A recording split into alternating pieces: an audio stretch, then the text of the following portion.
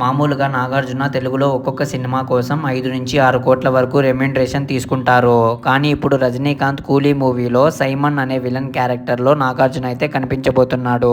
ఇప్పుడు ఈ villain character చేయడం కోసం 24 కోట్లు తీసుకుంటున్నారంట. నాగార్జునకి బాలీవుడ్లో 'బ్రహ్మాస్త్ర' సినిమా వల్ల పాన్ ఇండియా ఇమేజ్ అయితే వచ్చింది. దానివల్ల అలాగే నాగార్జునకి తెలుగులో కూడా మంచి మార్కెట్ ఉంది కాబట్టి 24 కోట్లు ఇచ్చారు. ఇంకా ధనుష్ నాగార్జున కాంబినేషన్లో రాబోతున్న 'కుబేరా' సినిమా కోసం 15 కోట్లు తీసుకుంటున్నారంట. నాగార్జునకి 15 కోట్లు అంటే నిజంగా చాలా ఎక్కువ. కానీ డైరెక్టర్ శేఖర్ కమ్ముల మాత్రం ఆ రోల్ నాగార్జునకే సెట్ అవుతుందని చెప్పేసి పట్టుబట్టడంతో ఇంకా చేసేదేమీ లేక ప్రొడ్యూసర్ నాగార్జునకి 15 కోట్లు ఇచ్చారంట.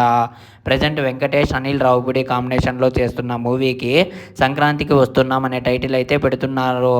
ఈ సినిమా సంక్రాంతికి రావడం కన్ఫామ్. కొంచెం లైక్, సబ్స్క్రైబ్ చేసి ఈ చిన్న ఛానల్ని సపోర్ట్ చేయండి భయ్యా.